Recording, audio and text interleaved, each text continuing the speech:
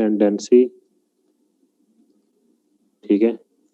अब इसमें आपने पढ़ा था mean, median, mod, geometric mean, harmonic mean, ये आपने सारे पढ़ लिए थे, मेजर्स ऑफ सेंट्रल टेंडेंसी है। इसके बाद वेटेड मीन मैंने आपको बता दिया था क्या होता है। इसके बाद कंबाइंड मीन मैंने बता दिया था क्या होता है। ठीक हो गया। अच्छा, उसके बाद हमने पढ़े थे क्वांटाइल्स। जो क्वांटाइल्स होते हैं देयर आर मोर देन, आप लोगों का कोई क्वेश्चन है अगर तो any question anything else you can drop a message. यहाँ पे आप मैसेज बॉक्स मेरे सामने है तो जूम का, वहाँ पे आप मैसेज कर सकते हैं एनी क्वेश्चन। कोई आपको चीज़ समझ नहीं लग रही है you can ask in chat box. Quantile में आपका था जी मीडियन। मीडियन डाटा को दो पार्ट्स में डिवाइड करता है। देन यू स्टडी क्वार्टाइल्स, और क्वार्टाइल्स डाटा को 4 पार्ट्स में डिवाइड करते हैं, 4 equal parts. Remember, median into 2 equal parts. और जब मैं पार्ट्स की बात करता हूँ they are equal parts, 2 equal parts.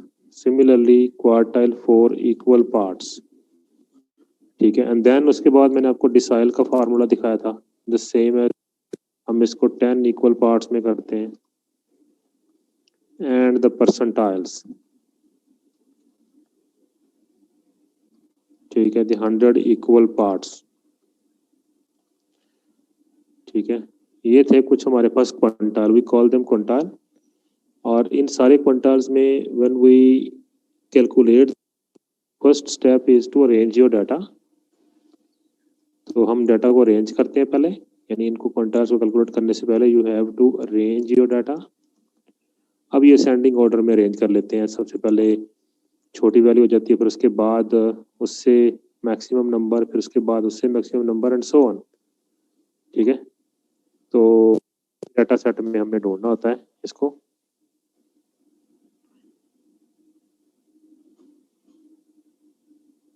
और उसके बाद जो मैंने अरेंज डाटा सेट में आपने मीडियन वगैरह निकाले थे, उसकी इंटरप्रिटेशन बताई थी आपको। जो मीडियन है 50% ऑफ द ऑब्जर्वेशंस। अब मैंने लिखा डाटा ही होता है आपका, डाटा ऑब्जर्वेशंस, जो भी आपके पास डाटा होता है, डाटा सेट, ठीक है। 50% of the observations for low median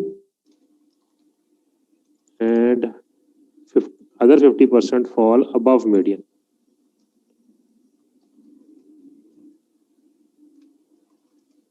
तो इसका मतलब तो बिल्कुल सेंटर में एक चीज है जिसके आगे और पीछे, जिसके ऊपर और नीचे दोनों साइड पर you have 50% of the data. तो that means median is a central value in the range data set. इसी तरह हमने क्वार्टाइल जो पढ़े थे उनकी इंटरप्रिटेशन देखी थी। 25% of observations fall below third quartile, या Q3 हम लिख देते हैं उसको, sorry, first quartile, Q1 we can also call it first quartile, ठीक है। Similarly, we can say that 75% of the observations fall above Q1। जब उसके Q1 के नीचे यानी बिलो अगर 25 है तो 75 उससे ऊपर है, ठीक हो गया।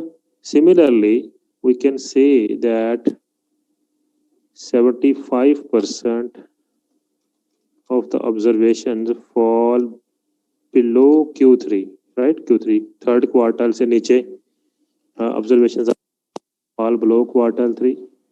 Similarly, 75% of the observations fall above quartile 1. तो ये इंटरप्रिटेशन है उसकी। Similarly, जो आपके पास डिसाइल होते हैं, D is equal to Q2 is equal to median is equal to P50।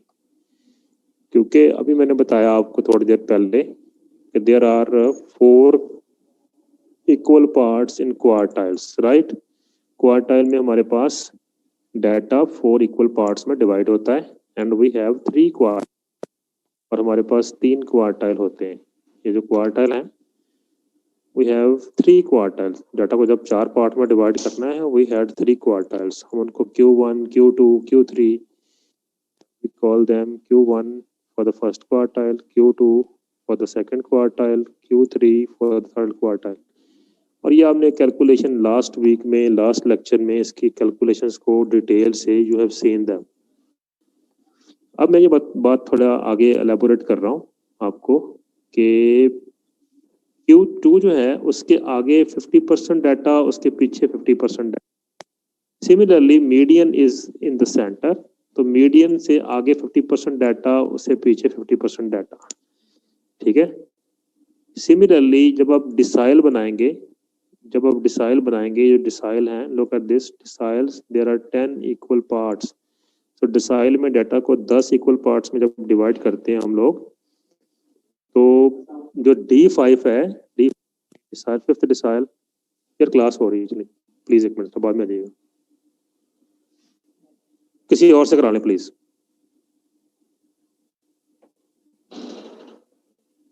तो ये मीडियन जो है, इसमें above median there are 50% of the values and there are 50% observations below median, ठीक है। तो ये मीडियन से ऊपर और मीडियन से नीचे जो है। अब सिमिलरली जब डिसाइल्स पे जाते हैं हम, there are 9 deciles starting from D1, D2, क्योंकि 10 पार्ट में डिवाइड करना है, D3, D4, D5, D6, D7, D8, D9। Common sense है कि 10 इक्वल पार्ट्स में जब डिवाइड करेंगे तो D1 से नीचे कितने परसेंट वैल्यूज होंगी? 10%। तो 10% of the observations will fall below D1, whereas the 90% will fall above D1। तो इसी तरह अगर हम बाकी इंटरप्रिटेशन करते हुए आते हैं यहाँ पे, look at the D5. D5 is the number which there are 50% observations and below which there are 50% observations. So therefore we can say from here that D5 is equal to median is equal to second quartile. And similarly, when we come to the percentiles, percentile divides the data set into 100 equal parts. When I talk about 100, it means there are 9 percentiles like this: P1, P2, P3, and this is up to so on. In the center you have P50, again P51, and it goes until 99, ठीक है। तो अगर आप P1 की बात करें तो below P1 you have 1% observations, below P1 you have 1% data below P1 and 99% data P1. So this is how you interpret P1. Similarly, if you talk about P50, you have 50% data below P50 and the rest 50% is above P50. So here we can see that अब इन सारी चीज़ों से we can generalize this that D5 is equal to DQ is equal to median is equal to percentile। ये चीज़ें बराबर होती हैं। किसी भी डाटा के लिए आप ये 4 नंबर निकाल लें, दे आर इक्वल। तो इस यहाँ तक आपको क्वार्टाइल, डिसाइल और परसेंटाइल और जो है वो मीडियन निकालना, उसको कैसे निकालना है, n+1 ओवर फार्मूलाज मैंने लिखवा दिए थे आपको सारे, ठीक है। नाउ लुक, मैं आपको थोड़ा सा लेके चलता हूँ अभी 5 नंबर समरी के ऊपर, या मैं उसको लेटर ऑन आज ही करते हैं कवर हम। अभी हम चलते हैं मेजर ऑफ वेरिएशंस की तरफ। या तो हमने पढ़े सारे they are measure of location, ये सारे जो हमने अभी तक देखे हैं they are known as measures of location भी कहते हैं, मेजर्स ऑफ सेंट्रल टेंडेंसी भी कहते हैं, यानी एवरेजेस भी कहते हैं, ठीक है। और क्वार्टाइल थोड़े जो हैं वो दूसरे जो आपने पढ़े हैं क्वार्टाइल्स, यानी क्वार्टाइल, डिसाइल, ये वाले ये चीज़ें, इनको हम जो है वो, यानी ये मैं भी हाईलाइट कर देता हूँ आपको, जो क्वांटाइल्स हैं ये सारे, ये वाले are also known as positional measures. Positional measures क्योंकि ये डाटा की पोजीशन बताते हैं। पोजीशन से मुराद कि यार अगर मैं कहता हूँ कि Q1 किसी जगह पर किसी डाटा में Q1 की वैल्यू अगर 75 है तो मैं कहूँगा कि इस डाटा में 75 से नीचे जो वैल्यूज हैं वो 25% है, और इस डाटा वैल्यू यानी 75 जिसका आंसर आता है उसके अबव जो वैल्यूज है वो 75% है। तो इस तरह मैं उसको इंटरप्रेट करूंगा पोजिशनल मेजर को, इसको पोजीशन के साथ हम लेके चलते हैं चीज़ों को। अच्छा, उसके बाद मेजर ऑफ सेंट्रल टेंडेंसी के बाद मेजर ऑफ वेरिएशन। अब मेरा ख्याल है, या जहाँ तक मुझे आइडिया है, मेरा ख्याल है कि हमने ये इसमें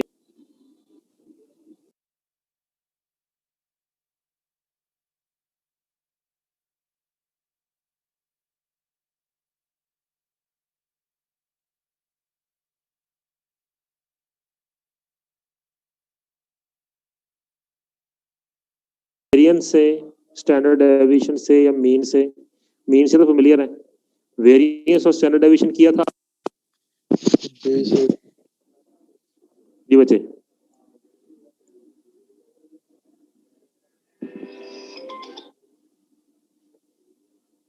आप बताएं मुझे जरा, मैं सुन रहा हूँ।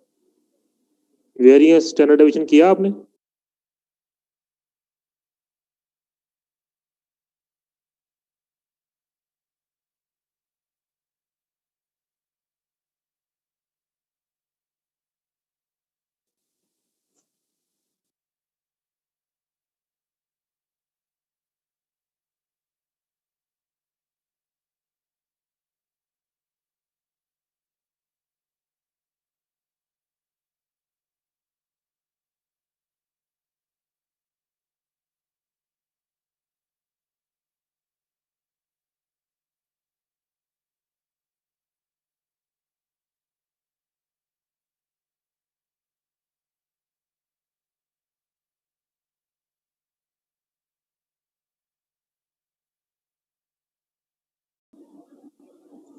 ये फार्मूला पढ़ा नहीं आपने वेरिएंस का?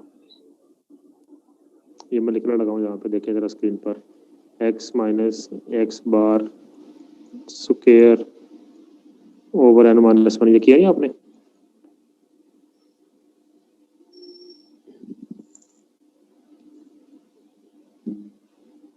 थोड़ा सा बताया था बस मीडियन के जब आप पढ़ा रहे थे मीन। नहीं, मीन के टाइम पे यार ये अब अपने स्पीकर बंद कर लेना सारे लोग। हम म्यूट कर दिया तो अब मुझे आवाजें आने शुरू हो गई साइड से। अच्छा, नहीं, मैंने जब मीन पढ़ाता हूँ यूजुअली मैं उसके साथ ही आपको वेरिएंस और स्टैंडर्ड डेविएशन बता देता हूँ। ये नहीं हो सकता कि मैंने ना बताया हो। चलो यानी आओ मैं दोबारा बता देता हूँ। तो ये मेरे पास डाटा है, कंसिडर द फॉलोइंग डाटा। मैंने सिंपल डाटा लिया है ताकि कैलकुलेशन आसान हो। कोई भी डाटा हो सकता है।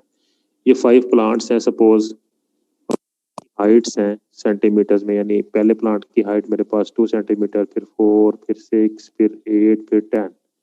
तो मैंने कहा इसकी एवरेज फाइंड कर दें, इसका वेरिएंस फाइंड कर दें और इसका स्टैंडर्ड डेविएशन फाइंड कर दें। 3 चीज़ें मैं इसमें से निकलवाना चाह रहा हूँ आप लोगों से, एवरेज, वेरिएंस और स्टैंडर्ड डेविएशन। अच्छा, हम इस डाटा को एक टेबल की फॉर्म में मैंने कह दिया कि ये वेरिएबल एक्स है, ठीक है। ये ज़रूरी नहीं है कि ऐसे आप लिखें, लेकिन इससे कैलकुलेशंस बहुत ही ज़्यादा हमें फैसिलिटेटिव मिल जाती हैं, हम आसानी से कैलकुलेट कर लेते हैं। यानी अगर देखें ना, मेरे पास इसमें अगर मेरे पास 5 की बजाय 10 वैल्यूज भी होती तो मैं इसी तरह उसको एक कॉलम में लिख लेता। तो first of all write your variable in the form of a column for the calculations, and then उसके बाद हमने उसको एक्स कह दिया, वेरिएबल नेम है, नेम दे सकते हैं एक्स वाई जी कुछ भी, लेकिन यूजुअली हम उसको एक्स कह देते हैं या वाई कह देते हैं। ज़्यादा बुक्स में एक्स और वाई से वेरिएबल को नोटेशन दी जाती है। And there are 5 values 2, 4, 6, 8 and 10। और उसके बाद मैंने टोटल कर लिया है। टोटल इन 5 वैल्यूज का है मेरे पास 30। This is the total, in 5 value का टोटल है 30, ये देखिए। और उसके बाद मैं क्या करूँगा, इन टोटल को मैं डिवाइड करता हूँ 1, 2, 3, 4, 5, 6। मुझे निकालना है इसका मीन। तो मीन तो आप लोग जानते हैं कैसे निकालते हैं, क्यों जी? ये रहा मीन इसका, sum of x over n. This is the formula. If the variable is x, हम यहाँ पर सम ऑफ एक्स और n means number of values, n is 5 and the sum of the x variable is 30। तो हमने ये दोनों values put की and solve किया, we got the mean. Mean in this case is 6 and we denote this mean as x bar, we consider these 5 plants as sample. ये sample data है हमारे पास, ठीक है, याद रखें, सैंपल ऑफ 5 प्लांट्स, सैंपल। तो मैंने आपको जब पॉपुलेशन सैंपल बताया तब भी कह दिया था कि सैंपल साइज को हम स्मॉल एन से लिखते हैं, तो small n is equal to 5 here, sample size is equal to 5 here. अच्छा, उसके बाद जब ये मीन आ गया, अब हमें निकालना है वेरिएंस और स्टैंडर्ड डेविएशन। वेरिएंस और स्टैंडर्ड डेविएशन मीन से बाकी वैल्यूज का मीन से हम अगर डिफरेंस ले लें तो उस तरह जाके हम जो है वो वेरिएंस तक या स्टैंडर्ड डेविएशन तक पहुंच सकते हैं। यानी the distance of all values from mean, यानी x माइनस एक्स बार, अगर ये हम कर लें, this is the distance x minus x bar. मैं इसको यहाँ लिख देता हूँ, जरा फोकस कीजिएगा। I need to calculate x minus x bar, this is distance of all values from mean, distance of all values from mean. मैं लिख देता हूँ distance of all values from mean, from there mean, ठीक है, from there mean. एक बच्चे ने कहा था मुझे ना ये प्रॉपर्टीज की समझ नहीं लग रही अरिथमेटिक मीन की, तो मैं उसको भी अभी आंसर कर देता हूँ। जब आप डिस्टेंस लेंगे तो आप कॉलम क्रिएट करने जाएंगे, ऊपर जरा नोट कीजिएगा डाटा टेबल के अंदर, ये देखें, तो आपने x माइनस एक्स बार किया, जब x माइनस एक्स बार किया इसका मतलब है आपने हर वैल्यू x की उसमें से x बार को जब माइनस किया, यानी पहली वैल्यू x की थी मेरे पास 2 और x बार मेरे पास है 6, तो 2 माइनस 6 किया तो आंसर आ गया 4। सिमिलरली ये मेरे पास जब मैंने दूसरी वैल्यूज 4 माइनस 6 किया तो मेरे पास आंसर आया -2। जब मैंने 6 माइनस 6 किया तो मेरे पास आंसर आया 0। यानी आपने क्या करना है, जो मीन है आपका उसको उठा करके हर x की वैल्यू में से माइनस कर देना है, तो आपके पास ये कॉलम बनता जाएगा, this column is x bar, we also call it deviation. ये डेविएशन है x की x बार से, डेविएशन, डेविएशन, ठीक है। अब x माइनस एक्स बार का आपने सम किया, वो सम आ गया 0, और सम 0 जो है इसका मतलब है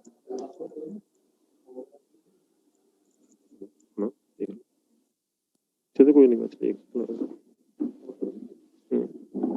क्लास को बता रखे ना।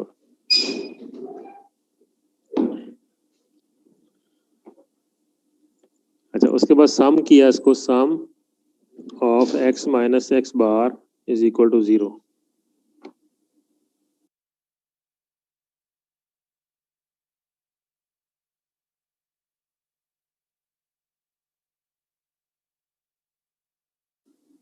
अच्छा, उसके बाद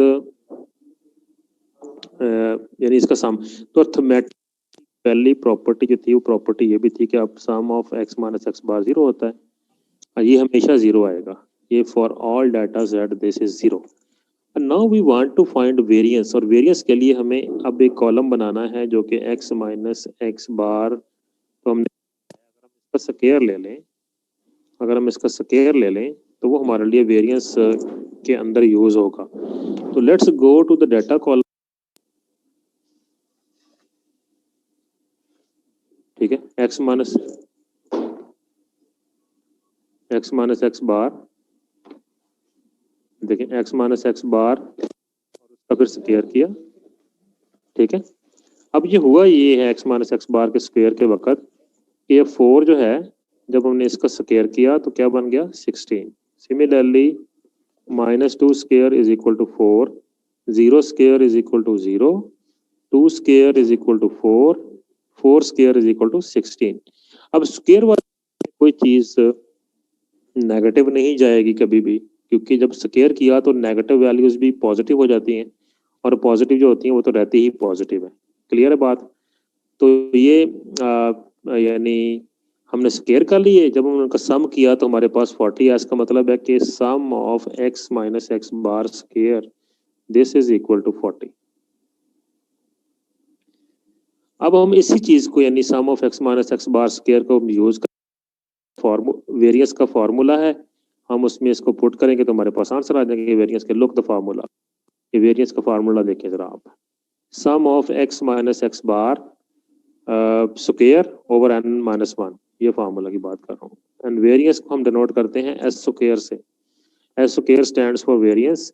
और ये जो हमने अभी x minus x bar square किया यानी 40 किया, 40, इस 40 को उठा के आप यहाँ पर इस रेशो के ऊपर, और नीचे है n माइनस 1, n 5 है, 5 माइनस 1 किया तो 4। जब मैंने इसको सॉल्व किया आई गॉट द आंसर 10। तो 10 is the variance of this data. तो इसका डाटा का वेरियंस आ गया मेरे पास 10। अब मुझे लेना है standard deviation. Standard deviation is just positive square root, यानी मैंने इसका जजर ले लेना है, स्क्वायर रूट ले लेना है इसका। तो जैसे ही मैंने स्क्वायर रूट किया मेरे पास आंसर आया 3.16, और 3.16 is the standard deviation of this data. I call it S, simply S or SD. SD stands for standard deviation। दोनों तरह से नोटेशन आ सकती है, SB और SDB। SD का मतलब है स्टैंडर्ड डेविएशन की बात हो रही। यहाँ तक सारी कैलकुलेशन में आपने क्या किया है, आपने मीन लिया, मीन को आपने x की वैल्यूज में से माइनस किया, उस कॉलम का आपने स्क्वायर किया, स्क्वायर वाले कॉलम का टोटल उठाया, उसको n माइनस 1 पे डिवाइड कर दिया, वेरियंस बन गया आपका, और उस वेरियंस का आपने अंडर रूट कर दिया तो स्टैंडर्ड डेविएशन बन गया। अगर आपने सीधा स्टैंडर्ड डेविएशन का फार्मूला लिखना है तो आपका फार्मूला होगा standard deviation is equal to, जरा आप देखिएगा स्क्रीन की, अब मैं लिख रहा हूँ, sum of x minus x bar over minus 1। तो ये वेरियंस का फार्मूला है, इसके ऊपर आप अंडर रूट कर दें अगर ऐसे करके, तो ये स्टैंडर्ड डेविएशन का फार्मूला बन गया। ठीक है, तो यूजुअली अगर हमारे पास वेरियंस है तो हम उसका अंडर रूट कर लेते हैं तो स्टैंडर्ड डेविएशन आ जाता है, अलग से कैलकुलेट करने की जरूरत नहीं है। तो मैं सारी ड्राइंग्स क्लियर करता हूँ। Let us just talk about the unit of data here. तो मैंने जब स्टार्ट किया था कि डाटा ऑफ हाइट और सेंटीमीटर में है, तो each value is in centimetre. ये 2 सेंटीमीटर है, मैंने लिखा नहीं पहले, ये 4 सेंटीमीटर। और यूजुअली हम डाटा के साथ लिखते भी नहीं है, सिर्फ समझना है हमने यहाँ पे थोड़ी सी चीजें। तो ये सेंटीमीटर्स में डाटा है मेरे पास। अच्छा, अगर मेरे पास 5 ऑब्जर्वेशन पांचों सेंटीमीटर्स में है, 2 centimetre, 4 centimetre, look at the numbers now. इसको जरा फोकस कीजिएगा please. Look, 2 centimetre, 4 centimetre, 6 centimetre, 8 centimetre, 10 centimetre. What is the sum? ये 30 जो है इसका क्या यूनिट होगा फिर? सेंटीमीटर ही होगा। ये होगा, तो ये सेंटीमीटर चला गया यूनिट के साथ। और जब मैं मीन निकालता हूँ किसी भी डाटा का तो वैल्यू है दैट इज 30 सेंटीमीटर। और जब मैं इसको डिवाइड करता हूँ 5 पर, 5 is a constant, n is equal to 5, ये सैंपल साइज है, ये काउंट है, इसका कोई यूनिट नहीं है। ठीक है, जब मैं इसको 5 पर डिवाइड करता हूँ, 5 ये 30 से क्रॉस होता है 6, का जो आंसर आता है ना मीन का, दैट इज 6 सेंटीमीटर। तो इसका मतलब है कि जो आपका अर्थमेटिक मीन होगा, होगी जो आपने निकाली डाटा से, उसका यूनिट हमेशा वही होगा जो डाटा का होगा। मैं दोबारा से लिख रहा हूँ, या unit of mean is equal to the unit of data. ये मैंने ब्लू कलर में भी यहाँ पे लिखा है, अगर आपको नजर आ रहा है सबको। The unit of mean is equal to the unit of data. तो ये बात यहाँ से मैंने प्रूव कर दी अभी। अच्छा, similarly the unit of variance is equal to the square of the unit of the data। ये चीज मैं यहाँ पे लिख दी, जरा लीजिएगा। ये देखिए, मैं अभी इसको प्रूव करता हूँ कैसे होता है। आप देखें, आपके पास जो डाटा था ये सेंटीमीटर, जब आपने माइनस किया x माइनस एक्स बार, इसका भी यूनिट सेंटीमीटर रहा, क्योंकि आपने 2 सेंटीमीटर माइनस मीन किया, सेंटीमीटर में से सेंटीमीटर माइनस करें या सेंटीमीटर में सेंटीमीटर प्लस करें तो जो रिजल्टिंग नंबर है उसका यूनिट भी सेंटीमीटर रहता है। लेकिन जैसे आपने इन वैल्यू स्क्वायर कर लिया, तो स्क्वायर करने के बाद ये क्या बन गया, 4 सेंटीमीटर स्क्वायर। वैल्यू भी स्क्वायर हुई, यूनिट भी स्क्वायर हो गया, and this is 0 centimetre square. तो ये सारा यूनिट जो है वो सेंटीमीटर स्क्वायर बन गया। तो जब हमने सारे सेंटीमीटर स्क्वायर्स को ऐड किया, आई गॉट 40 सेंटीमीटर स्क्वायर। अच्छा, अब 40 सेंटीमीटर स्क्वायर का मतलब ये है कि 40 जब मैं ऊपर यहाँ पुट करूंगा वेरियंस में, I got 40 centimetre square divided by 5 minus 1, 5 is a constant, constant में से 1 माइनस किया तो उसका भी यूनिट कांस्टेंट रहा, तो जब ये कट गया तो इसका मतलब है variance is equal to 10 centimetre square. This is always the case, हमेशा ऐसा रहेगा कि जो डाटा का यूनिट होगा, मैंने ये लिखा square of the unit of the data, यानी अगर मेरे पास कभी केजी है, ये देखें मैं यहाँ पे लिख देता हूँ ना थोड़ा सा, डाटा का यूनिट अगर केजी है तो मुझे पता होना चाहिए कि जो मेरे पास मीन है उसका यूनिट भी केजी होगा, और जो मेरे पास वेरिएंस है उसका यूनिट मेरे पास केजी स्क्वायर होगा, और जो मेरे पास डिवीजन है उसका यूनिट मेरे पास केजी होगा। दोबारा क्यों केजी होगा? क्योंकि देखें जब वेरिएंस का यूनिट स्क्वायर में है और जब मैं उसका अंडर रूट कर लूंगा तो अंडर रूट करने के बाद जो फाइनल क्वांटिटी आएगी उसका यूनिट दोबारा सेंटीमीटर बन जाएगा। तो इसका मतलब है कि हमेशा हमें ये वी शुड नो दैट कि जो डाटा का यूनिट होता है वही मेरे का यूनिट होता है, वही मेरे पास वेरिएंस का यूनिट होता है, सॉरी वही मीन का और वही स्टैंडर्ड डेविएशन का, जबकि वेरिएंस का यूनिट जो होता है वो उसका स्क्वायर होता है। तो ये चीज आप बड़े गौर से इसको समझ लें। अच्छा, अब जो है वो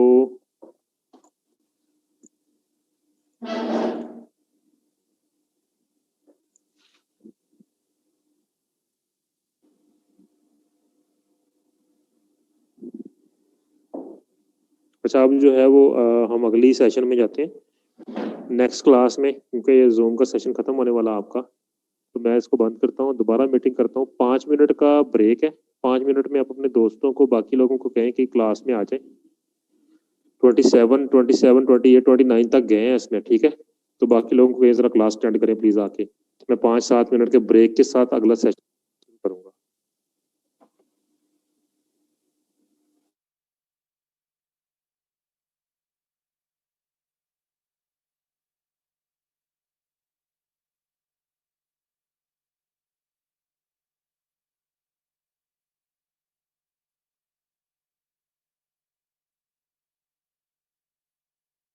और स्टैंडर्ड डेविएशन, ठीक है, ये एक एग्जांपल है उसके बाद आपके लिए, जो आप इसको आराम से बैठ के इसको रीडू कर लें। सिंपल इसमें यूनिट मैंने चेंज किया, आप यूनिट भी समझ लेंगे उसका, ठीक है, और आपने देखना है कि एक्स पहले एक्स था, फिर उसका मीन निकाल लिया, फिर एक्स माइनस एक्स बार आ गया। देखिए मैंने एक्स बार यहाँ लिख दिया ना, रादर देन राइटिंग कन्वीनियंस के लिए मैंने यहाँ पे जो एक्स बार की का आंसर आया था तो वही मैंने यहाँ लिख दिया, एक्स माइनस एक्स बार। अच्छा, उसके बाद मैंने उसको स्क्वायर कर लिया, then I find variance x minus x bar square over n minus 1, और उसका मैंने अंडर रूट किया तो मेरे पास आ गया standard deviation. This is the same example, you can redo it, right. अच्छा, उसके बाद हमारे पास होता नंबर, मैं आपको बता दूं, coefficient of variation. Look at this, ये जो स्लाइड है coefficient of variation, this is the relative measure of dispersion. Dispersion या इसको वेरिएशन का मेजर कह लें, जैसे वेरियस है ना, उससे कह लें अगली चीज है कोफिशिएंट ऑफ वेरिएशन। वेरियंस जो है उसका यूनिट होता है, आपको मैंने अभी समझाया कि यूनिट कैसे आता है, लेकिन जो कोफिशिएंट ऑफ वेरिएशन आप देख रहे हैं, it is a unitless number, इसका कोई यूनिट नहीं होता है। Coefficient of variation CV is a measure of spread that describes the amount of variability relative to mean, यानी मीन से डिवाइड करेंगे।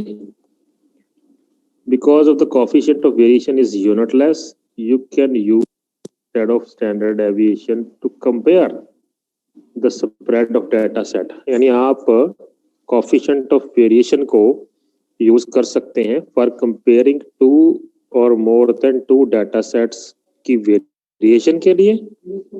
If you want to compare the variation of two data sets or more than two data sets, you use standard deviation और variance, क्योंकि दोनों का unit होता है, और अगर एक डाटा का यूनिट केजी है और एक डाटा का यूनिट सेंटीमीटर है, तो how can you compare KG with standard deviation? That isn't possible.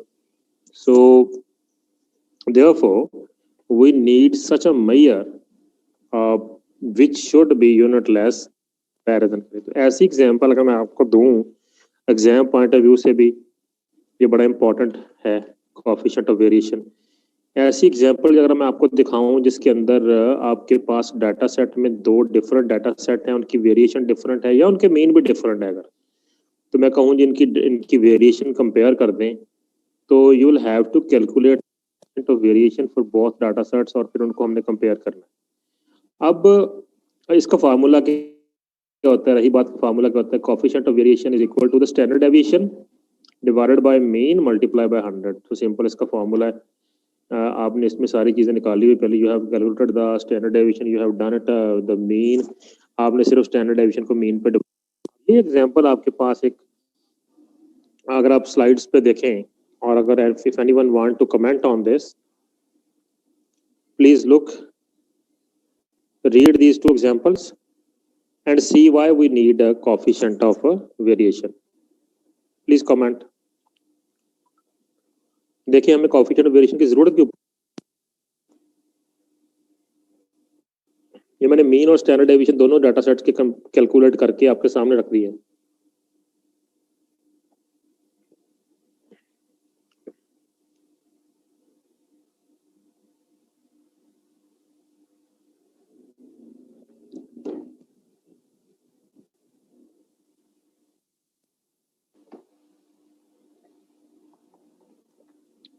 ये देखें, यहां पर देख रहे हैं आप सारे लोग,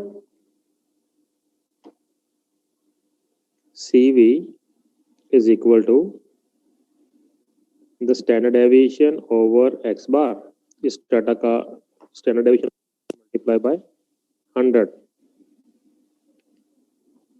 Similarly, CV here is equal to the standard deviation of y in this case and divided by y bar multiply by 100।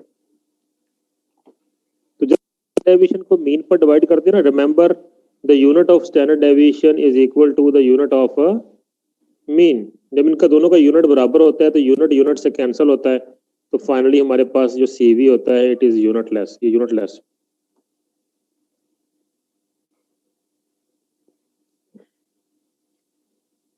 It is unitless,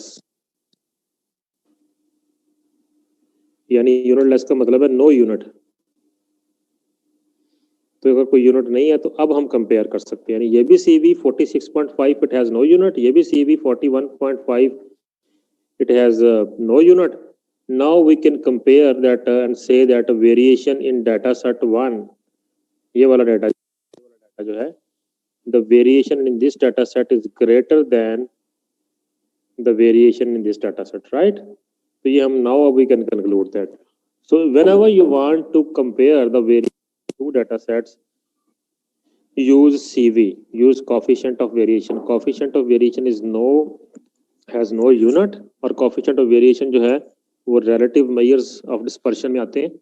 Relative means for comparison, absolute means not for comparison. So standard deviation and variance, they are absolute measures, whereas CV coefficient of variation is a relative measure and it is a unitless measure. तो ये था introduction about CV, why we use CV, right? इस question को बड़ा अच्छी तरह आपने करना है कंप्लीट, ताकि एग्जाम पॉइंट ऑफ व्यू से बड़ा इंपॉर्टेंट क्वेश्चन है।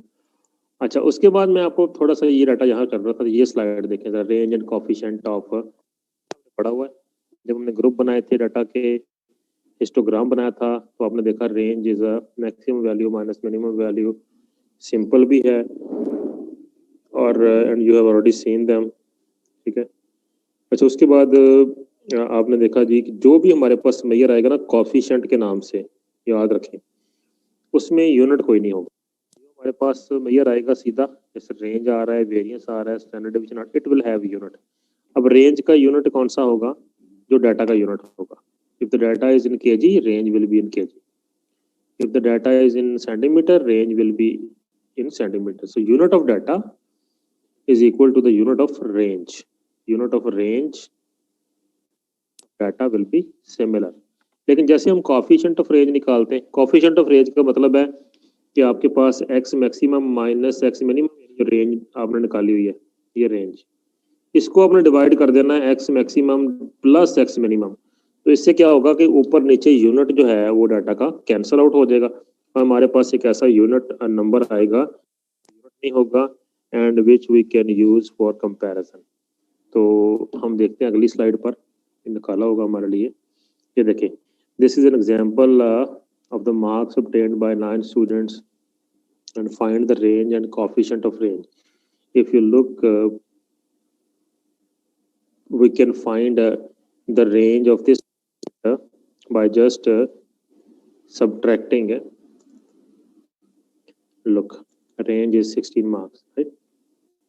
Because we know that the minimum observation is 32 and the maximum is 48. So range can be calculated easily like 48 minus 32. This is range, right? Maximum minus minimum. This is range.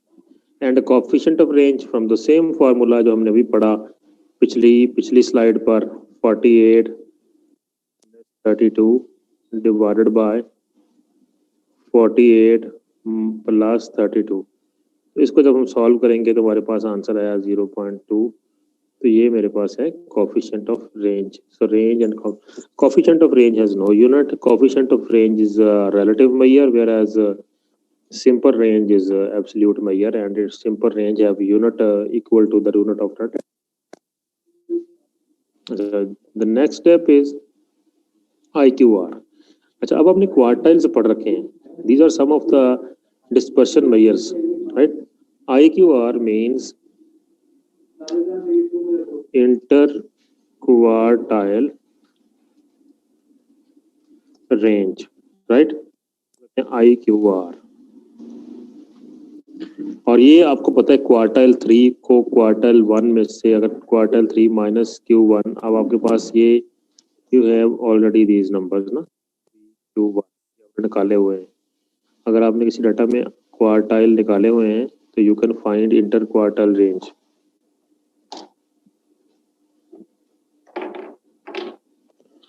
ठीक है, तो inter quartile range is just a subtraction of Q3। ठीक है, ये आपके जो आपको मैंने एक्सरसाइज दी है, एक्सरसाइज फर्स्ट, उसके अंदर इस तरह के क्वेश्चन होंगे and you can calculate that inter quartile range. ठीक है, इंटर क्वार्टाइल रेंज। तो उसके बाद क्वार्टाइल डेविएशन। अब क्वार्टाइल डेविएशन जो है ये हम इसे सेमी इंटर क्वार्टाइल रेंज भी कहते हैं। जब मैंने कहा सेमी, इट मीन्स कि हमने IQR को 2 पे डिवाइड कर देना है, यानी जो हमने ऊपर निकाला है क्वार्टाइल डेविएशन का सीधा सीधा फार्मूला हम ये भी लिख सकते हैं, quartile deviation is equal to IQR जो ऊपर निकाला है डिवाइडेड बाय 2, और हम we call it semi inter quartile range. ठीक है, तो हाफ के लिए हम 2 पर डिवाइड कर देते हैं। And the coefficient of quartile deviation, when we talk about coefficient, it will be a unitless number. Unit नहीं होगा इसका। Coefficients, all coefficients are relative measure of dispersion. ये भी relative measure है। तो इसके लिए देखिए ऊपर हमने क्या किया, IQR यानी Q3 minus Q1, Q3 minus Q1, और डिवाइजर में हमने वही Q3 plus Q1 कर दिया। बिल्कुल रेंज के फॉर्मेट के ऊपर हमने ये किया। क्वार्टाइल डेविएशन तो हमारे पास यहाँ से जो नंबर आएगा वो यूनिट फ्री होगा, उसका यूनिट नहीं होगा और इजीली इंटरप्रेटेबल है। डाटा का यूनिट ऊपर से नीचे से कट जाएगा, क्रॉस हो जाएगा और नीचे इसका यूनिट नहीं होगा। अच्छा, नेक्स्ट देखें अगर आप इस स्लाइड पर मीन डेविएशन और एवरेज डेविएशन। ये मीन डेविएशन या एवरेज डेविएशन जो है ना, ये स्टैंडर्ड डेविएशन जो आपने पढ़ा है उससे स्लाइड सा डिफरेंस है इसके अंदर। अगर आप फॉर्मूला के ऊपर गौर करें यहाँ पर, तो ये x माइनस एक्स बार हमने दिया, लेकिन हमने x माइनस एक्स बार का स्क्वायर नहीं किया। ठीक है, जबकि वेरिएंस तो स्टैंडर्ड डेविएशन था, अगर मैं आपको याद कराऊं, डेविएशन जो था वो ये था कि हमने किया यही काम था, sum of x minus x bar, हमने उसका स्क्वायर कर लिया and then we divided it with n minus 1 and then we have taken the under root। अब इसमें थोड़ा सा डिफरेंट है, अगर मीन डेविएशन आपने निकालना है तो आप x माइनस एक्स बार का स्क्वायर नहीं करेंगे, यानी आपके पास ये जो कॉलम था x माइनस अब इसका स्क्वायर नहीं करेंगे, स्क्वायर जब करते हैं तो हम जाते हैं स्टैंडर्ड डेविएशन की तरफ और वेरिएंस की तरफ। अगर हम स्क्वायर नहीं करते, हम इसका मॉड कर देते हैं, mod take the absolute value, यानी अगर मेरे पास आंसर -4 है तो उसको 4 समझ लूँ मैं, और अगर मेरे पास आंसर +6 है तो वो +6 ही रहेगा। सिमिलरली 0 0 रहेगा। Any minus number to the positive number that we are considering only absolute values, तो हम उसे मॉड भी करते हैं। x माइनस एक्स मॉड कर लिया, ठीक है। उसके बाद हम इसका सम कर लेंगे, sum of x minus x bar mod, और डिवाइड कर दें अगर हम इसको n पर, हमारे पास ये बन जाता है mean deviation.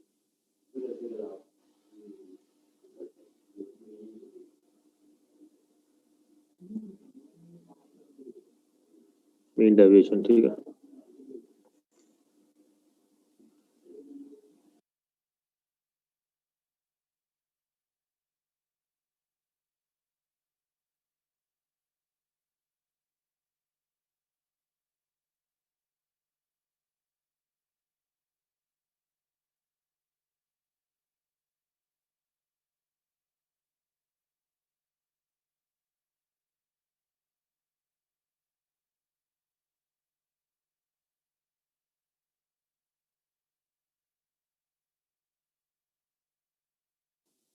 Excuse me sir. जी जी बच्चे, क्वेश्चन है, पूछे आप। ये जो आपने सबसे लास्ट पे पढ़ाया है मीन डेविएशन, इसकी कोई एग्जांपल दे सकते हैं यहाँ पे? एग्जाम्पल बच्चे कोई भी डाटा की, यानी जिसका आपने वेरिएंस निकाला उसका मीन डेविएशन भी निकाल सकते हैं आप। ये देखें, आपने अभी डाटा किया था, ये मैं आपको अभी यहाँ पे देखें, आपका डाटा किया था 2 4 6 और 8 और 10, इसका आपने निकाला था वेरिएंस अभी थोड़ी देर पहले, और हमने इसका मीन निकाला था, मीन इसका 6 आया था, याद है? तो हमने x माइनस एक्स बार कर दिया था, अब पहली क्लास की बात कर रहा हूँ। तो x माइनस एक्स बार में 6 किया -4, 4 माइनस 6 किया -2, 6 माइनस 0 6 किया 0। ना टेंशन लो, क्लास हो रही है, ना टेंशन लो, कुछ नहीं होता यार, जाओ। हाँ, उसके बाद 8 माइनस 6 किया आपने 2, फिर 10 माइनस 6 किया 4, ठीक है। अब ये जो ऑब्जर्वेशन जहाँ आ गई प्लस में है, जब हम इनको ऐड करेंगे तो ये तो 0 बन जाता है, अभी थोड़ी देर पहले हमने किया इसको। But what we can do in mean deviation is to just consider the absolute value. Absolute value means x minus x bar mod, mod ले लें इसका, मॉड से क्या होगा, आपके पास जो नेगेटिव वैल्यू पॉजिटिव हो जाएंगी, 4 4 हो जाएगा, फिर 2 आ जाएगा, फिर 0 आ जाएगा, और 2 2 4 भी 4 रहेगा, राइट। हमने इस बार स्क्वायर नहीं किया है, बल्कि उसके एब्सोल्यूट वैल्यू ले लिए, ठीक है। 4 4 हम देखें इसको तो ये 6 और 6 12, ये बन जाता है 12। अब ये 12 अगर हम इस मीन डेविएशन के फार्मूला में पुट कर दें, 12 ओवर, हमने n माइनस 1 नहीं करना, अब n करना है, तो ये 5 पर डिवाइड कर दें आप। हम इसको सॉल्व करें अगर, 12 डिवाइडेड बाय 5, तो ये कितना बनता है, 2.4। The answer is 2.4। तो इसकी मीन डेविएशन जो है वो 2.4 आ गया, ठीक है। Mean deviation is also a measure of, आपको पता है इसका स्टैंडर्ड डेविएशन कितना आया था, 3 पॉइंट समथिंग था, ठीक है। तो mean deviation is also a measure of variation, ठीक है। हम इसको एवरेज डेविएशन भी कहते हैं, मीन डेविएशन भी कहते हैं, वो मीन एवरेज होता है ना। इसी तरह मीन डेविएशन, ये जो आपने अभी किया है, this is mean deviation from mean, mean deviation from mean, सिर्फ डिफरेंस लिया है x का मीन से, ठीक है। That is why it is known as mean deviation from mean. We can also write it here, mean deviation from mean. Similarly, we can take mean deviation from median, ठीक है। यानी जहां पर हम मीन माइनस कर, क्यों ना उसी डाटा का मीडियन माइनस कर दें। तो अगर हम मीडियन माइनस कर देंगे मीन में से, तो वो बन जाएगा मीन डेविएशन फ्रॉम मीडियन, बाकी चीजें उसके अंदर सेम है। So calculation of mean deviation from mean और mean deviation from median is similar, the difference is just to replace mean with median, फर्क वहां पर उसी कैलकुलेशन में नहीं है, ठीक है। अच्छा, हम चलते हैं आगे। अब कोएफिशिएंट ऑफ मीन डेविएशन, हर तरह, जैसे हमने अभी तक कितने मेजर पढ़े हैं, वेरिएशन के, उनके साथ ना उनका कोफिशिएंट भी आ रहा है। कोफिशिएंट जैसे मैंने पहले बता दिया, all coefficients are relative measures, और यहाँ पर भी वो रिलेटिव मेजर ही है mean deviation, coefficient of mean deviation. हमने करना क्या है, हमने जस्ट मीन डेविएशन को डिवाइड कर दिया मीन पर, राइट, और यहाँ पर हमने मीन डेविएशन को डिवाइड कर दिया मीडियन पर। तो ये हमने किया। अगर वो मीडियन वाला निकाला है हमने, ये वाला, तो हम उसको मीडियन पे डिवाइड कर देंगे, और अगर हमने मीन के साथ निकाला हुआ है कोफिशिएंट ऑफ मीन डेविएशन, तो हम उसको मीन पे डिवाइड कर देंगे। ये फर्क है। और हम यहाँ पे मल्टीप्लाई नहीं करते हैं।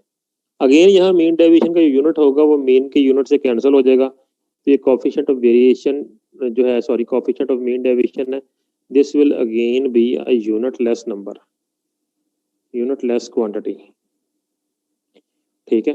और similarly unitless quantities they can be compared, हम उनको कंपेयर कर सकते हैं। तो यू नो सर यहाँ पे प्रॉब्लम है कंपैरिजन जी। सर, अगर मीन का डेविएशन लेना है तो मीन के साथ इसे जो है करेंगे डिवाइड, अगर मीडियन का लेना है तो मीडियन के साथ। नहीं, ये डिपेंड करता है आपने मीन डेविएशन निकाला कौन सा है। अगर आपने मीन डेविएशन निकाला है फ्रॉम मीन, ये, तो फिर आप कोफिशिएंट लेते वक्त मीन पर ही डिवाइड करेंगे। और अगर आपने मीन डेविएशन निकाला है फ्रॉम मीडियन और फिर आप कोफिशिएंट ले रहे हैं, तो डिवाइड मीडियन पे करेंगे। जो चीज यहाँ होगी x माइनस वही चीज बटे में आएगी, रेशियो के नीचे वही चीज आएगी, ठीक है। इसी तरह यहाँ पर अगर मीन कर रहे हैं माइनस, तो डिवाइजर में मीन आएगा। Okay sir, thank you. ये डिफरेंस है बस। फिर mean deviation from mean, mean deviation from median, इनको हम देखें अगर। और उसके बाद ये कोफिशिएंट ऑफ वेरिएशन मैंने दिखा दिया, ये एग्जांपल भी मैंने दिखा दी इसकी। अच्छा, टाइप ऑफ डिस्ट्रीब्यूशन, आप लोगों ने ना अभी तक जो हिस्टोग्राम वगैरह पढ़े हैं उसके ऊपर आपने फ्रीक्वेंसी बार बनाया था। इससे भी पहले, टाइप ऑफ डिस्ट्रीब्यूशन से भी पहले मैं आपको एक चीज बताऊं, जब आपने हिस्टोग्राम बनाया था किसी भी डाटा का, तो इस तरह करके बार बनते हैं। अब यहाँ पे प्रॉपर मैं बना नहीं पा रहा बार, ये ऐसे, ठीक है। और ये होता है मेरे पास एक्स एक्सिस या वाई एक्सिस। तो हिस्टोग्राम से हमें एक जर्नल आइडिया होता है डिस्ट्रीब्यूशन का कि डाटा की डिस्ट्रीब्यूशन है किस तरह की। आपने फ्रीक्वेंसी कर्व भी बनाई होगी इसकी। फ्रीक्वेंसी कर्व का मतलब था कि आपने बार्स के ऊपर से एक लाइन कर दी, ठीक है, जो हमें जर्नल ट्रेंड बताती है कि डिस्ट्रीब्यूशन का ट्रेंड है कैसा। अभी जो मैंने यहाँ पर जो थिक लाइन नजर आ रही है आपको, ये वाली जो मैंने कर्व ड्रा की है, अब हम इस तरह की जो कर्व्स डाटा पर हो सकती है डिफरेंट, हम उनके बारे में स्टडी करेंगे। हो सकता है कभी कभार डाटा के ऊपर कर्व जो है बिल्कुल ऐसे हो जैसे मैंने अभी बनाई, कभी कभार ये कर्व पहले तो बड़ी पीक में चली जाए और बाद में ये बिल्कुल ऐसे हो जाए, ठीक है।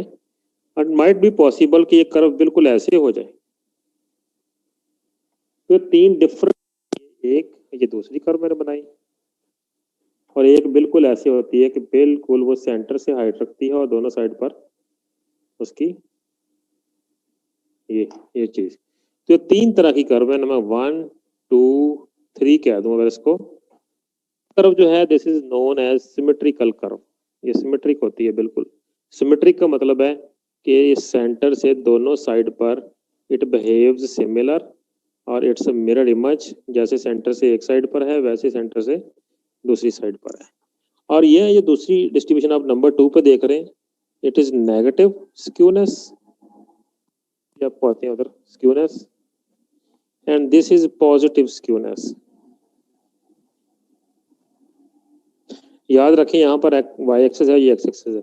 सिमिलरली यहाँ पर वाई एक्सिस है और ये एक्स एक्सिस है, ठीक है। अब हम चलते हैं, हम इन कर्व्स को जरा मोर बेटर वे में अंडरस्टैंड करते हैं। अब आपको पता चल गया कि हिस्टोग्राम के ऊपर जो हम कर्व बनाते थे डिस्ट्रीब्यूशन देखने के लिए कॉन्टिन्यूस वेरिएबल्स के अंदर, उन कर्व्स की 3 डिफरेंट फॉर्म्स हो सकती हैं। Number 1 symmetric. अब ये जो कर्व आप देख रहे हैं सिमेट्रिक, आपको नजर आ रहा है कि ये बिल्कुल इसका जो सेंटर है दोनों साइड पर देखें तो बिल्कुल सेम बिहेवियर है कर्व का, और सेंटर पर ये हाईएस्ट है, और सेंटर से जब हाईएस्ट पीक पर आती है तो बिल्कुल जैसे ये इधर को डाउन जा रही बिल्कुल वैसे दूसरी साइड को, this is known as symmetric. Symmetric, दोनों तरफ एक जैसा बिहेवियर। और सिमेट्रिक कर्व का आपके पास मीन, मीडियन और मॉड होते हैं, और ये बिल्कुल सेंटर में ये वो पॉइंट है जहां पर इसका मीन, मीडियन, मॉड होते हैं. This is the point where the mean, median and mode of this curve fall. और इस कर्व के मीन में ये एक्स एक्सिस है मेरे पास और ये वाई एक्सिस है मेरे पास. This is known as symmetric curve. अच्छा, उसके बाद हमारे पास कुछ ऐसी कर्व मैंने बताया था नंबर 2. ठीक है, दिस इज नंबर 2. हम इसको राइट स्क्यूड भी कहते हैं, राइट स्क्यूड कहते हैं, या हम इसे, अभी हमने इसका नाम देखा था पॉजिटिव स्क्यूनेस.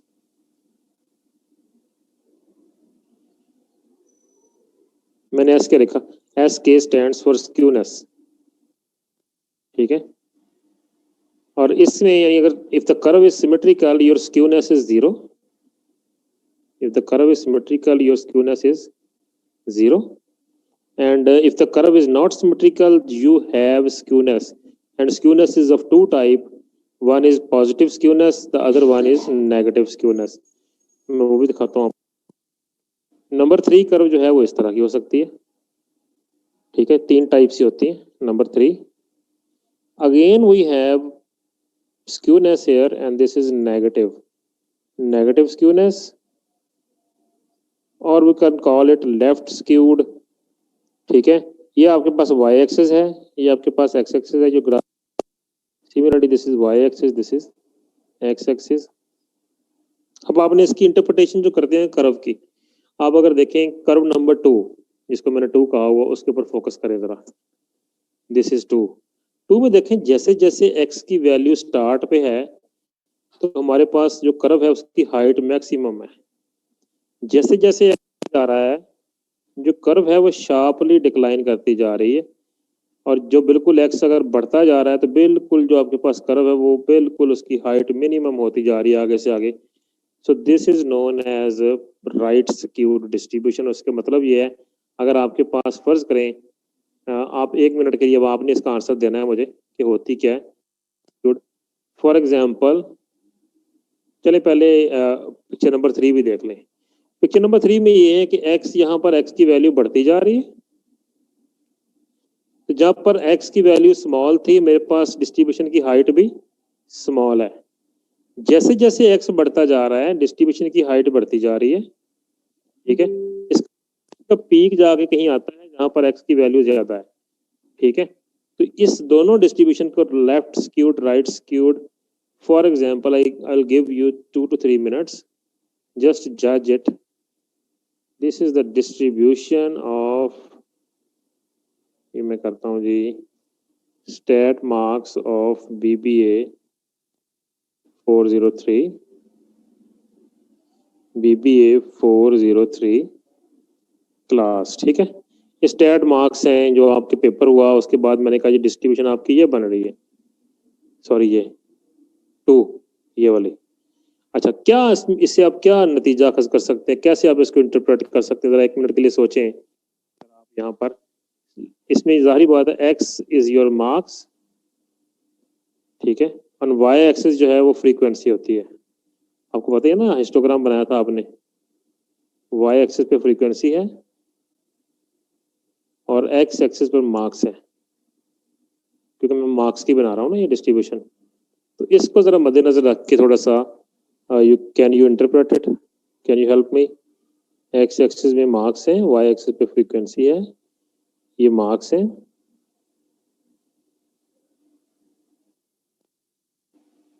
और ये इस साइड पे फ्रीक्वेंसी है. तो क्या शो कर रही है, क्या मैं इसको इस तरह देख सकता हूँ कि अगर मार्क्स कम है तो फ्रीक्वेंसी ज्यादा है? क्या मैं ये देख सकता हूँ इसको कि यार कम मार्क्स वाले स्टूडेंट ज्यादा हैं, जैसे जैसे मार्क्स बढ़ते हैं ये पीक आ गई, उसके बाद जितने ज्यादा मार्क्स लेने वाले स्टूडेंट हैं वो स्टूडेंट कम है, उनकी हाइट, उसकी फ्रीक्वेंसी कम है? क्या मैं इसको इस तरह देख सकता हूँ? यस सर, बिल्कुल. Yes sir. ठीक है, पॉजिटिव स्क्यूनेस और right skewed distribution means for a smaller values of x you have max frequency. For a smaller values of x you have maximum frequency. Left skewed distribution means for a larger values of x you have maximum frequency, and for smaller values of x you have minimum frequency. Whereas symmetric distribution means when x moves to the average, यानी average, x की average क्या mean, ठीक है, the maximum frequency occurs around mean, mean के आसपास maximum frequency, this is symmetric. And whenever you move away from mean, the frequency gradually declined. दोनों side पर, either move away from mean on the lower side of the distribution or on the upper side of distribution, on both side frequency gradually decreases. This is the interpretation of symmetric, right और left skewed. अच्छा, इसमें एक mean median relationship भी होता है, ये बड़ा important है, ये भी आप पेपर पॉइंट ऑफ व्यू से भी इसको देखेंगे आप, और ये आज का लेक्चर मैंने कहा था बड़ा इंपॉर्टेंट है। हाल तो ये पढ़ा सिर्फ 27-28 लोगों ने, यहाँ 24 रह गए, ठीक है, इसको पेपर पॉइंट ऑफ व्यू से भी आपने देखना है। अगर मैं ये कहूँ आपसे, जरा गौर से सुनिएगा इस बात को, अगर मैं ये कहूं कि मीन मीडियन मॉड बराबर है किसी डिस्ट्रीब्यूशन के, बताएं उसकी शेप क्या है, तो आप कहेंगे सिमेट्रिकल है। फॉलो की बात मेरी? अगर मैं ये कहूं कि किसी का मीन सबसे बड़ा है, उससे छोटा मीडियन है और उससे छोटा मॉड है, बताएं डाटा की डिस्ट्रीब्यूशन क्या होगी, तो आप कहेंगे राइट स्क्यूड है।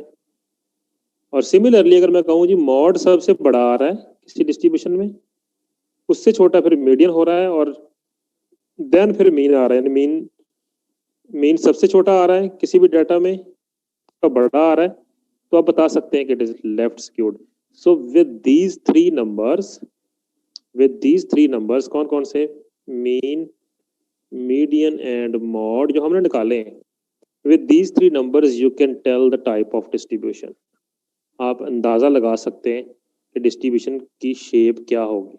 तो इसको जरा ध्यान में रख के आपने तैयारी करनी है इस स्लाइड को, खास तौर पर कि जी आपके, ये मैं दे चुका हूँ स्लाइड्स आपको, कि मीन का कौन सा रिलेशनशिप है कि डिस्ट्रीब्यूशन। अब अगर मैं यहाँ पे इसको रखता हूँ मीन मीडियन मॉड को, तो मैं अब यहाँ पे लिख सकता हूँ मीन इज इक्वल टू, बल्कि लिखा भी हुआ नीचे, mean is equal to median is equal to mode, ठीक हो गया, ये ले। और अगर मैं यहाँ पे आता हूँ तो I can write is less than median is less than mean, तो इसमें मीन सबसे बड़ा है, फिर मीडियन है, फिर मॉड है। और सिमिलरली मैं यहाँ पे आता हूँ अगर, तो I can write mean less than median less than mod, चले तो मीडियन को मैंने शॉर्टली एब्रीवेट कर दिया है, ठीक है। तो this is the relationship between these three type of distributions. तो यहाँ से हमें अंदाजा होता है कि कौन सा, अगर रिलेशनशिप में रख के देख लें तो आइडिया हो जाता है कि कौन सी टाइप डिस्ट्रीब्यूशन है ये। अच्छा, we can also have measures of skewness. Now it is up to you to calculate them. I will just explain the formulas for both of them. Measure of skewness के there are multiple formulas. Different statisticians have proposed different formulas, but the most widely used formulas for calculating the skewness are these two, 1 and 2. We have two formulas which are common in use of skewness, 1 and 2. So both these formulas you can use to calculate the skew coefficient. अब यहाँ से जो answer आएगा इन दोनों से, उसको हम इस क्राइटेरिया में रख के डिस्ट्रीब्यूशन की टाइप बता सकते हैं। अब आप समझ चुके होंगे कि जी सिमेट्रिकल क्या होती है, पॉजिटिव क्या होती है, स्क्यूड नेगेटिव क्या होती है, बार बार इस चीज़ का जिक्र नहीं करूँगा अब। तो ये तीनों डिस्ट्रीब्यूशन की टाइप, अब यहाँ से जो आंसर आएगा फॉर्मूला 1 से या उस आंसर को देखेंगे, अगर तो वो 0 है, इसका मतलब आपकी डिस्ट्रीब्यूशन सिमेट्रिक है। अगर वो आंसर 0 से बड़ा है, ग्रेटर देन 0, ये देखें greater than 0, it means your distribution is positively skewed, and if that answer is less than 0, it means your distribution is negatively skewed. So you can calculate the type of distribution. You can know the type of distribution by just knowing the skewness coefficient. अब ये coefficient of skewness में फिर बोला coefficient, it has no unit, ये भी unitless है, since it is a coefficient of skewness, we call it a coefficient of skewness. Look, the coefficient of skewness is given as, right? तो इन दोनों formulas को implement कैसे करना है, अब रहेगी वो बात कि हमने कैलकुलेट कैसे करना है, बाकी मैंने आपको इंटरप्रिटेशन बता दी है। अगर आप पहले फार्मूला पे देखें, फार्मूला नंबर 1, इसके ऊपर देखें अगर आप, ये एक्स बार क्यूब, अच्छा स्क्वायर आपने किया हुआ है, x minus x bar square तक आपने किया है। अब हम उसका क्यूब यानी उसकी एक पावर और ले लेंगे, एक्स माइनस एक्स बार हमने किया था, ये मेरे पास एक्स था, फिर आपने एक्स माइनस एक्स बार बनाया था उसका डाटा का, जब आपने वेरिएंस निकाला, फिर आपने x minus x bar square बनाया था, स्क्वायर से आप रुक गए थे क्योंकि हमने वेरिएंस निकालना था, इसके आगे हमने कुछ निकालना नहीं था। और अब हम क्या करेंगे, we will calculate skewness by just taking one more column, x minus x bar cube, ये ले, तो x minus x bar square, x minus x bar, तीन हमारे पास x minus x bar square, x minus x bar cube. तो ये sir question में अगर हम एक्स का स्क्वायर ना भी लें तो फिर भी चल जाएगा क्योंकि हमें क्यूब चाहिए। नहीं बच्चे, एक्स स्क्वायर लेना पड़ेगा आपको क्योंकि आपने वेरिएंस निकालना है ना। पूरा फॉर्मूला देखें, नीचे भी देखें जरा, नीचे है एन एस क्यूब, तो ये जो एस क्यूब है इसके लिए आपको निकालना है, और जब आप एस निकालेंगे तो वो स्टैंडर्ड डेविएशन नहीं है एस, तो स्टैंडर्ड डेविएशन के फार्मूला में ये यूज होगा x minus x bar square. तो आपको स्क्यूनेस के लिए ये 1 2 3 ये 3 कॉलम्स बनाने पड़ेंगे, ठीक है। यहाँ से आप वो चीज उठाएंगे जो इधर से x minus x bar square का जो सम होगा उसे आप उठा के यहाँ पुट कर देंगे, और एक्स बार स्क्वायर जो होगा उसे आप यूज करेंगे एस को फाइंड करने में, और जब एस फाइंड हो जाएगा तो एस का फिर क्यूब करके हम यहाँ पे एन से मल्टीप्लाई करके साथ लगा देंगे। तो this is just a calculation, इसको आप कैलकुलेशन इसकी आपने देख लेनी है कैसे होती है। अच्छा अभी सेशन खत्म होगा हमारा, तो इसके बाद मैं नया सेशन कन्वीन करता हूँ। आज हमारी क्लासेस होंगी कंप्लीट ना, तीसरी क्लास भी पढ़ाऊंगा मैं, तो ये मैं अभी आता हूँ, अभी कोई ब्रेक नहीं है क्योंकि ये टाइम ऑलरेडी हमारा थोड़ा ऊपर हो चुका है, तो अभी कोई ब्रेक नहीं है, तो अभी फौरी तौर पे दोबारा ज्वाइन करें क्लास को।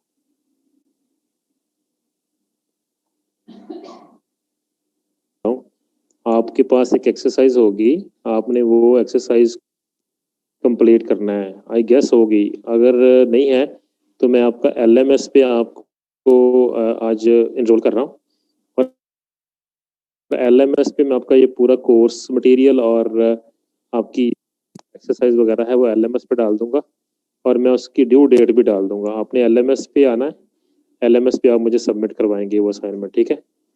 यानी आपने जो भी असाइनमेंट एक्सरसाइज 1 जिन लोगों ने जैसे भी कर ली है उसकी आप पिक्चर्स ले लेंगे कैम स्कैनर से बना के, तो उसको जो है वो आपने मुझे LMS पे सबमिट करनी है, ठीक है।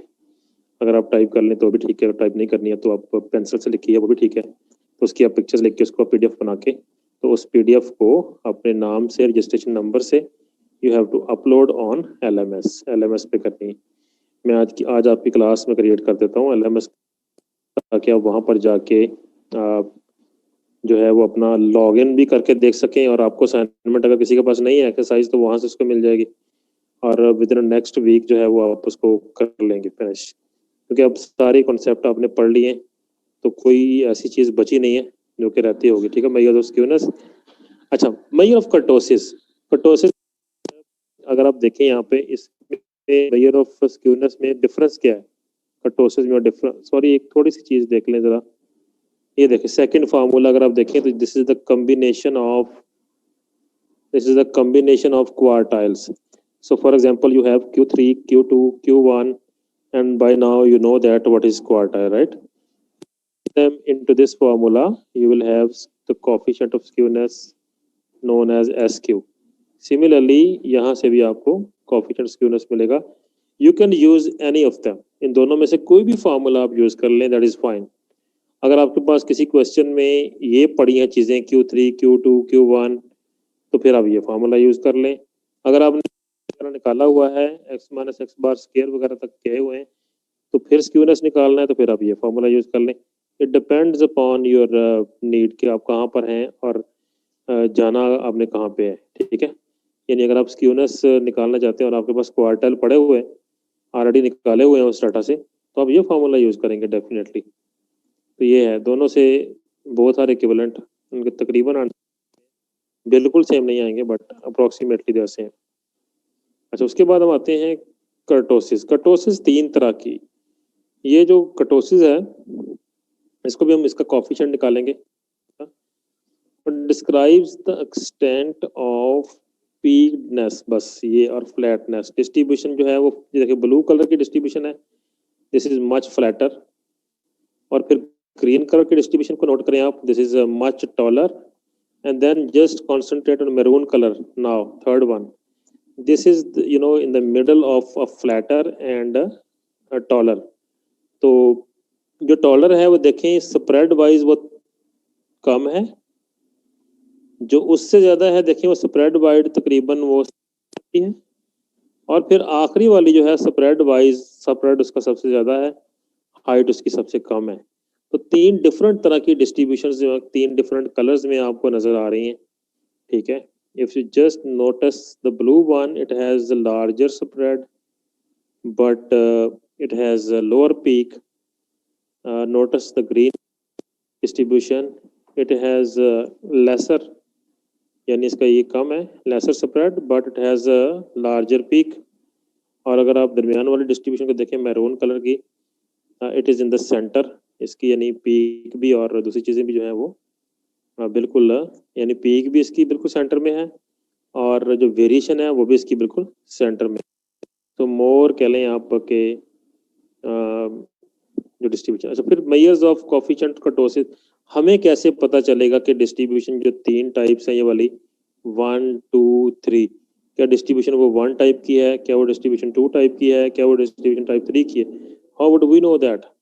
तो हम इसको जानने के लिए just calculate the coefficient of kurtosis and the formula of the coefficient of kurtosis is just here।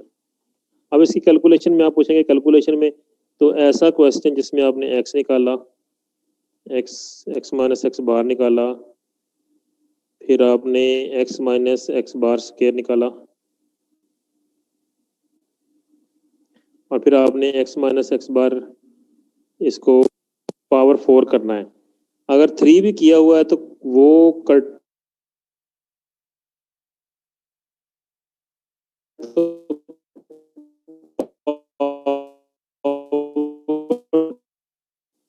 ठीक है।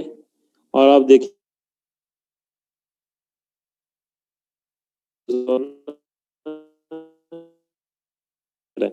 यानी आपके पास अगर आपने S4 ऑब्टेन करना है इक्वल टू, अगर आपके पास वेरिएंस है तो उसका आप स्क्वायर कर लेंगे तो आपके पास S4 बन जाएगा, और n मेरे पास सैंपल साइज है। और जब ये सारा आंसर आप इतना निकाल लेंगे, इसका इतना, जब आप इतना आंसर निकाल लेंगे तो then you have to -3, you have to do it -3, ये भूल जाते हैं अक्सर। तो -3 करेंगे तो फिर ये मेरे पास कोफिशिएंट ऑफ कर्टोसिस आएगा। और इसकी इंटरप्रिटेशन जो है ना कोफिशिएंट ऑफ कर्टोसिस की, this is something like that, if k is 0 the distribution is mesokurtic. Mesokurtic का मतलब है नॉर्मल हाइट और नॉर्मल विड्थ। अगर ये है ग्रेटर देन 0 तो इसका मतलब है कि उसकी हाइट जो है डिस्ट्रीब्यूशन की, ये देखें डिस्ट्रीब्यूशन की बहुत ज़्यादा है, यानी पीक ज़्यादा है और वेरिएशन कम है। Just focus on the third example, if k is less than 0, यानी k लेस देन 0 का मतलब है कि पीक कम है और वेरिएशन डिस्ट्रीब्यूशन की स्प्रेड बहुत ज़्यादा है। तो 3 तरह की डिस्ट्रीब्यूशन है, एक को हम कहते हैं पैरेटिकर्टिक, एक को लेप्टोकर्टिक और एक को मेसोकर्टिक। एक वो डिस्ट्रीब्यूशन है जिसके अंदर पीक और स्प्रेड दोनों नॉर्मल होते हैं, एक में पीक ज़्यादा है स्प्रेड कम है, एक में स्प्रेड ज़्यादा है और पीक कम है। जैसे हमने देखा था थोड़ी देर पहले कि सिमेट्रिक डिस्ट्रीब्यूशंस कौन सी होती हैं, और सिमेट्रिक के बाद पॉजिटिव स्क्यूनेस कौन सी है, नेगेटिव स्क्यूनेस कौन सी है।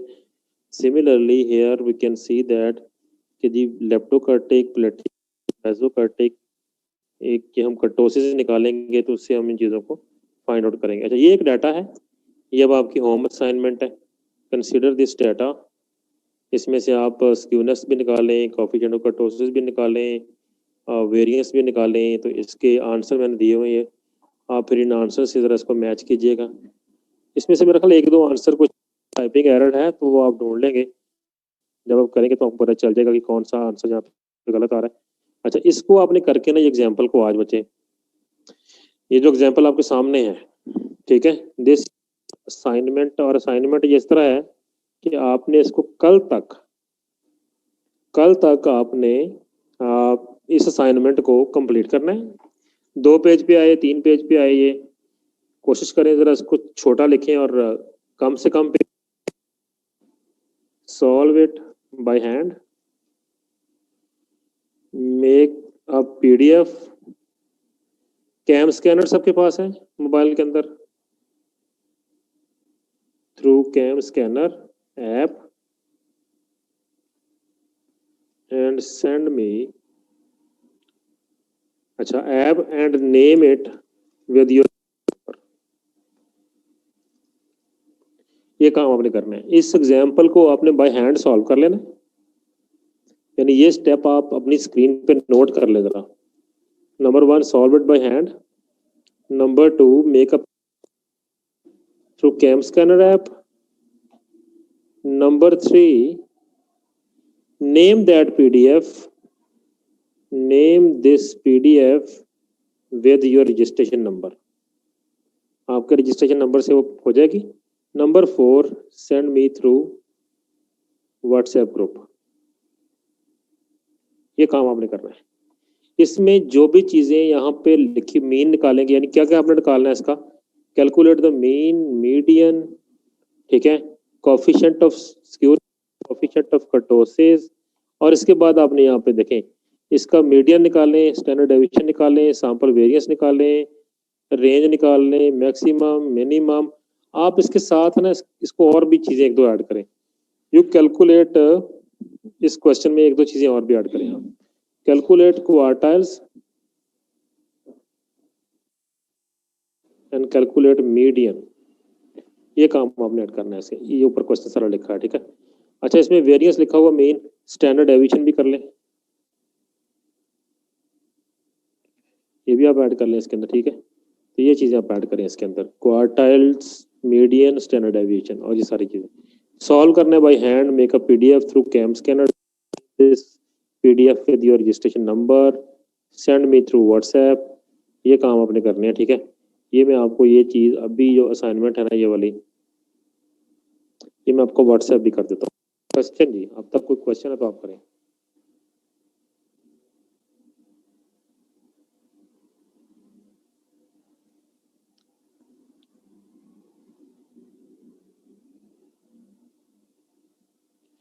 जी स्टूडेंट्स, कोई क्वेश्चन?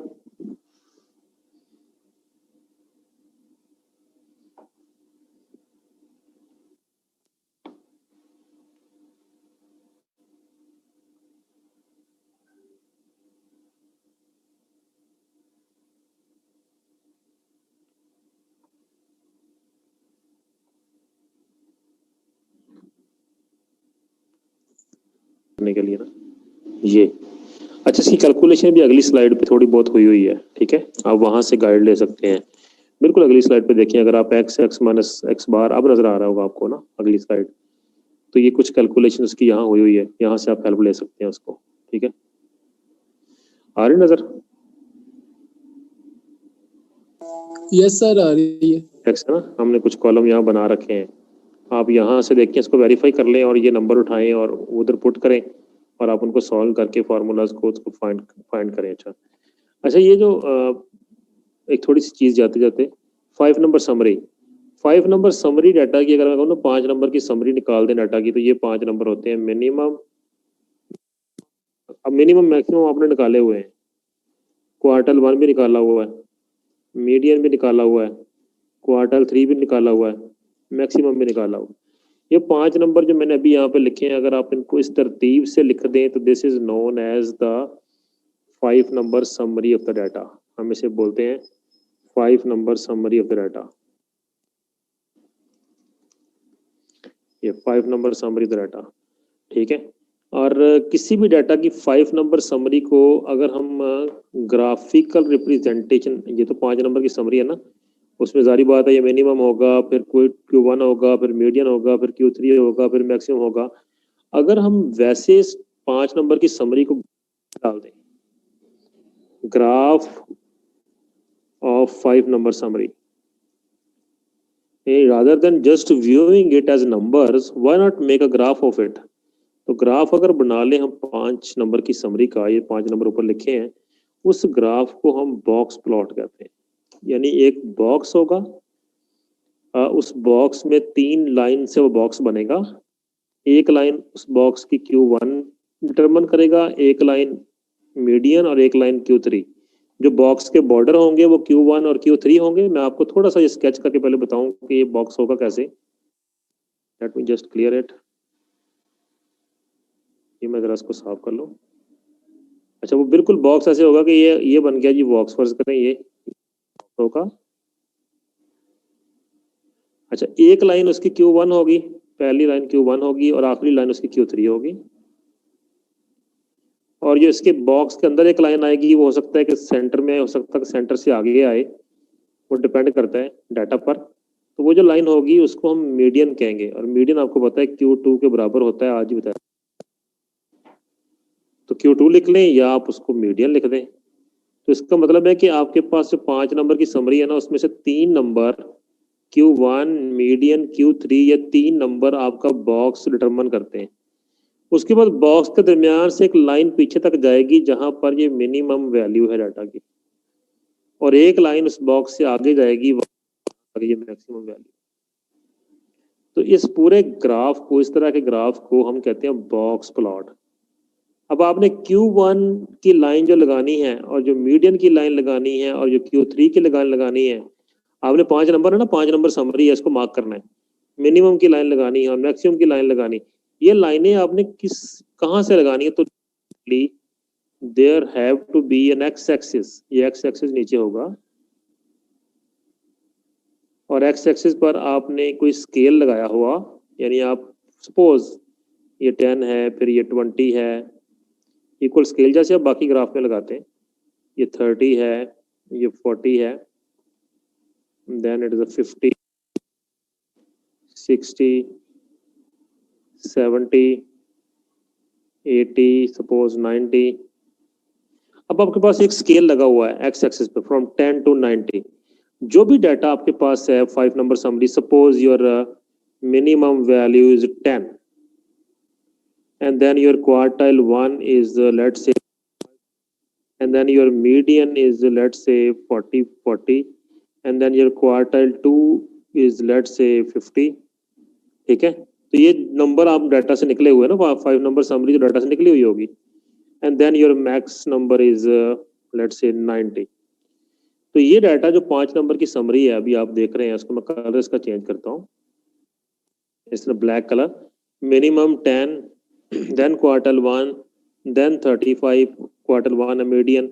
अच्छा, इन्हीं नंबर्स को अगर मैं इस एक्स के स्केल के ऊपर रख के प्लॉट कर दूं, ये देखिए, ये समझिए ऐसा नहीं है। अभी नीचे आप स्केल देख रहे हैं, उसी स्केल से गाइड लेके अब मैं ब्लैक कलर, मिनिमम 1, मिनिमम कितना 10, तो 10 के ऊपर मिनिमम मैं वैल्यू को मार्क कर लेता हूँ, दिस इज द मिनिमम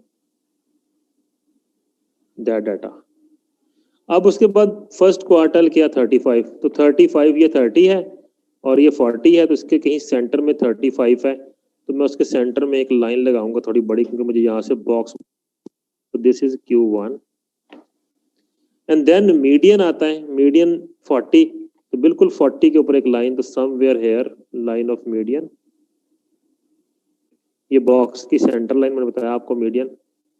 और उसके बाद Q2 इज 50, तो 50 ये है 50, तो 50 के ऊपर जाके आपने एक और लाइन लगाई। ठीक है, ये Q2 आ गया आपका, ये और ये आपका Q3 हो गया। And then what is the maximum number? 90, तो 90 ये पड़ा, 90 के आगे एक छोटी सी मैक्सिमम और मिनिमम के लिए छोटी लाइन। ये इस डाटा के लिए मैंने 5 पॉइंट मार्क कर लिए। उसके बाद मैं दरमियान वाली 3 लाइन से एक बॉक्स बना दूंगा, और उस बॉक्स सेंटर से एक लाइन से मैं मैक्सिमम वैल्यू से और उसी बॉक्स को सेंटर से एक लाइन से मैं मिनिमम वैल्यू से कनेक्ट कर दूंगा. So this graph which you are seeing right now is known as box plot. Box plot is a graphical representation of 5 number summary of the data, and very important. इससे हमें एक दो चीजें और पता चलती हैं. Other distribution of data. You can also look at the skewness from this chart. How you can see that. ये देखिए, अब ये जो स्लाइड है ये आपको बताएगी कि बॉक्स प्लॉट से हम स्क्यूनेस कैसे पकड़ सकते हैं. अब ये सारी चीजें एक्सप्लेन कर चुका हूँ. लोएस्ट एक्सट्रीम मतलब लोएस्ट वैल्यू डाटा की, then the highest value, then lower quartile. ये lower quartile is also Q1. Q1 is also known as lower quartile. Then it's a median and then it's upper quartile. Upper quartile is Q3 and then median, और उसके दरमियान वाले 3 से आपने box बना दिया look, ठीक है, और उसको फिर सेंटर से लाइन कनेक्ट कर दी है. This is the box plot जो आपको नजर आ रहा है, ठीक है, सामने आपके. You can see that. इसमें अगर आप गौर करें तो 38 is your Q1, 49 is median, 52 is Q3 and then 63 is your highest value, 23 is your. 5 number हैं जिनकी समरी आपको बॉक्स प्लॉट में नजर आ रही है. अब ये हम बता सकते हैं जी कि सिमेट्रिक कब है, नेगेटिव स्क्यूड कब है, पॉजिटिव स्क्यूड कब है. ये सेंटर वाली लाइन जो रेड कलर की लाइन है ना, ये वाली मीडियन की line, median line will determine whether your distribution is symmetric और पॉजिटिव स्क्यूड. और this centre line of red colour जिसको मैंने अभी ये देखें, ये वाली line, this line will determine which type of distribution is it. यानी अगर ये लाइन जो है वो सेंटर में होती बिल्कुल बॉक्स के तो हम कहते हैं सिमेट्रिकल. अगर ये लाइन अबव सेंटर, जैसे कि ये अबव सेंटर है, इसका मतलब नेगेटिवली स्क्यूड, मतलब ये डाटा नेगेटिवली स्क्यूड है. और अगर ये लाइन सेंटर यानी बिलो द सेंटर तो हम कहते हैं पॉजिटिवली स्क्यूड है. सो ये यानी बॉक्स प्लॉट की ये भी एक यानी ब्यूटी है